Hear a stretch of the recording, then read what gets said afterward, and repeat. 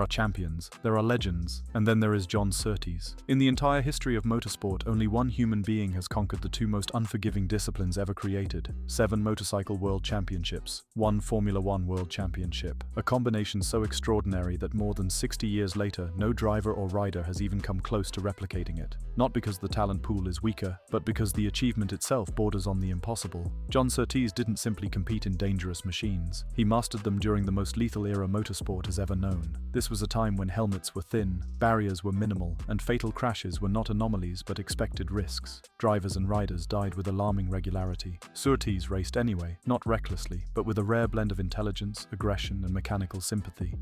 For decades, his name represented speed, resilience, and engineering brilliance. He survived crashes that killed others.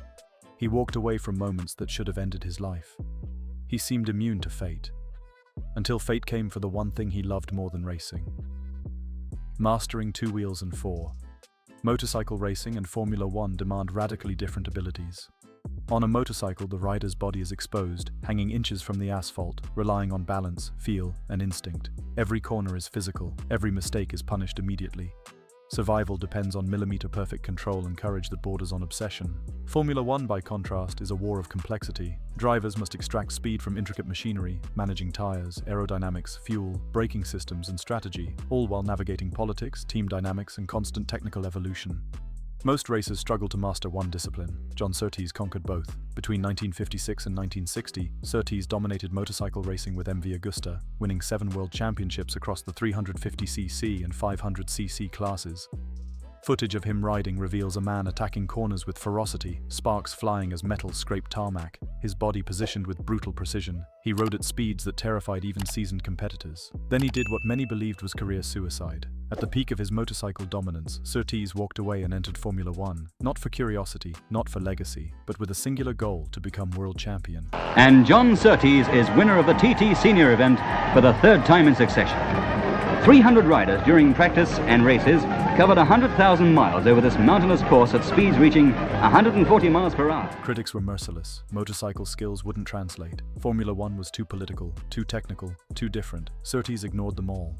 In 1964, driving for Ferrari, he delivered one of the most dramatic championship victories in the sport's history. The 1964 season had reached the grand finale. Leading was Graham Hill for BRM on 39 points, with John Surtees on 34 for Ferrari. The title came down to the final race in Mexico, decided by a single point. When the dust settled, John Surtees had done the unthinkable: 7 motorcycle world titles, 1 Formula One championship, a record that still stands alone, a champion who refused to play the game. Despite his success, Surtees was never comfortable inside Formula One's political machinery. Ferrari, for all its glory, was driven as much by emotion and hierarchy as by engineering logic. Surtees was an engineer at heart. He believed in data, performance, and honesty over internal power struggles. The relationship deteriorated. Rather than compromise his principles, Surtees made another rare decision. He left Ferrari and built his own team. Team Surtees never won championships, but it embodied everything he stood for: independence, integrity, and relentless effort. He raced, managed, and developed cars throughout an era when fatal accidents were common and safety was secondary.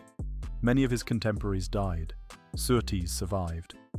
By the time he stepped away from full-time racing, he was already regarded as indestructible. A man protected by experience, intelligence, and something resembling destiny. Motorsport, however, has never respected reputations. Henry Surtees and the Second Dream. For John Surtees, nothing compared to watching his son Henry develop into a racing driver. Henry wasn't a product of privilege. He didn't coast on his father's name. He was disciplined, focused, and talented in his own right. By 2009, at just 18 years old, he was competing in the Formula 2 Championship, a critical step toward Formula One. For John, this wasn't ambition, it was pride. It was legacy continuing forward. It was the rare joy of watching the next generation carry the same passion that had defined his life. Then came July 19, 2009, when fate turns cruel Brands Hatch, a Formula 2 race that should have been routine. Conditions were normal, nothing felt unusual. John watched from the pit wall, as he had done countless times before. A car ahead of Henry crashed. In the impact, a wheel detached and bounced over the safety barrier, propelled by the energy of the collision.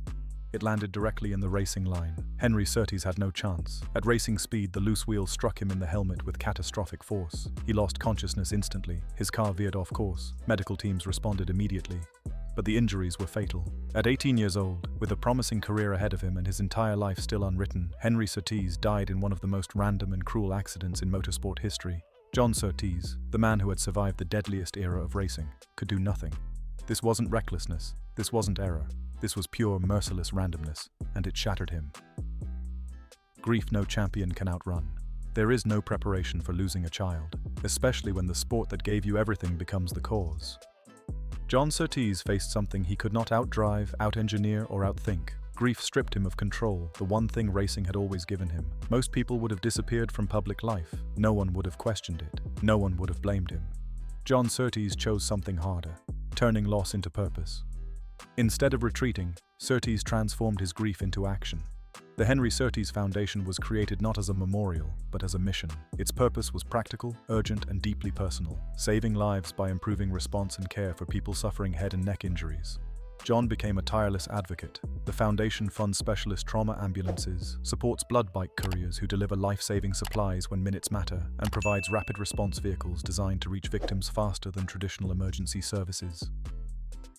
Every initiative was connected to Henry. Every life saved reclaimed meaning from tragedy.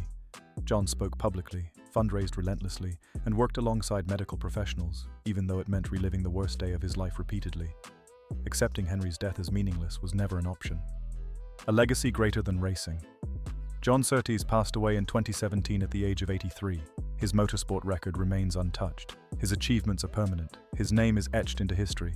But those who truly understand his life know that his greatest victory was not on a podium, it was in what came after loss. Through the Henry Surtees Foundation, Henry's name became associated not with death, but with survival, with second chances, with lives saved. Ambulances still run. Blood bikes still race through traffic. Families still get to keep loved ones because one father refused to let grief end in silence. The only one. John Surtees will always be remembered as the only one. The only man to master two wheels and four. But the legacy that truly defines him is not measured in trophies or championships. It is measured in lives. A father who lost everything and chose to give something back to the world. Grief could have hardened him. It could have closed the door on the world that had already taken so much. Instead, Surtees chose motion over stillness, purpose over retreat.